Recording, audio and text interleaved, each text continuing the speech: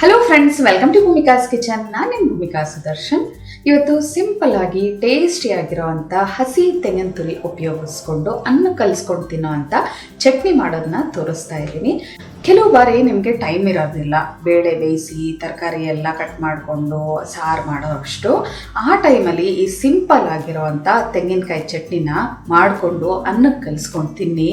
ಏನು ರುಚಿಯಾಗಿರುತ್ತೆ ಗೊತ್ತಾ? ಅನ್ನಕ್ಕೆ ಬಿಸಿ ಬಿಸಿ ಅನ್ನಕ್ಕೆ ತುಪ್ಪ ಹಾಕ್ಕೊಂಡು ಮೇಲ್ಗಡೆ ಈ ಚಟ್ನಿ ಹಾಕ್ಕೊಂಡು ಕಲಿಸ್ಕೊಂಡು ತಿಂತಾ ಇದ್ರಂತೂ ಮತ್ತೆ ಮತ್ತೆ ಇನ್ನೊಂದ್ಸಲ ಮಾಡಿಕೊಂಡು ಈ ಚಟ್ನಿನ ಅನ್ನ ತಿಂತಾ ಇರಬೇಕು ಅಂತ ಅನಿಸುತ್ತೆ. ಅಷ್ಟು ರುಚಿಯಾಗಿದೆ.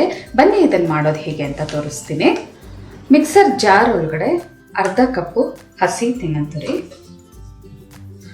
ಈರುಳ್ಳಿ ಚಿಕ್ಕ ಸೈಜ್ದು ಒಂದು, ಬೆಳ್ಳುಳ್ಳಿ ಒಂದು 10 ಎಸಳು. ನಿಮಗೆ ಸಣ್ಣ ಈರುಳ್ಳಿ ಸಿಕ್ಕಿದ್ರೆ ಅದನ್ನಾದರೂ ಹಾಕೊಳ್ಳಿ, ತುಂಬ ರುಚಿಯಾಗಿರುತ್ತೆ. ಒಣಗಿದ ಮೆಣಸಿನ್ಕಾಯಿ 3 ಗುಂಟೂರು, ಹುಣಸೆ ಹಣ್ಣು 2 ಇಂಚ್ ಹಾಕೊಳ್ತಾ ಇದ್ದೀನಿ, ರುಚಿಗೆ ತಕ್ಕಷ್ಟು ಉಪ್ಪಿನ ಪುಡಿ. ಇದನ್ನು ನೀರು ಹಾಕದೆ ಹಾಗೆ ರುಬ್ಕೊಳ್ಳೋಣ.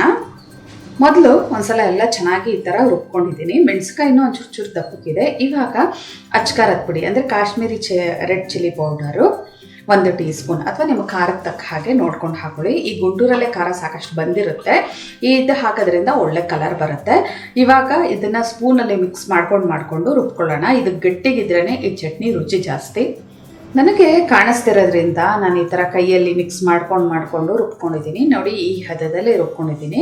ರುಬ್ಬೋ ಟೈಮಲ್ಲಿ ಒಂಚೂರು ಟೇಸ್ಟ್ ನೋಡಿ, ಉಪ್ಪು ಖಾರ ಹುಳಿ ಏನಾದರೂ ಅವಶ್ಯಕತೆ ಇದ್ದರೆ ಆ ಟೈಮಲ್ಲಿ ಹಾಕ್ಕೊಂಡು ಮಿಕ್ಸ್ ಮಾಡ್ಕೋಬೋದು.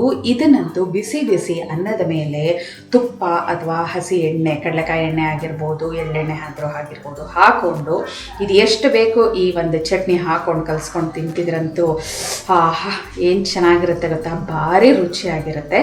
ಮತ್ತೆ ನಿಮ್ಮ ಮನೆಯಲ್ಲೂ ಕೂಡ ಬಿಸಿ ಬಿಸಿ ಅನ್ನ ಮಾಡಿಕೊಂಡು ಈ ಚಟ್ನಿ ಮಾಡಿಕೊಂಡು ತಿಂದು ಹೇಗಿದೆ ಅಂತ ನನಗೆ ಕಮೆಂಟ್ ಬಾಕ್ಸಲ್ಲಿ ತಿಳಿಸಿ.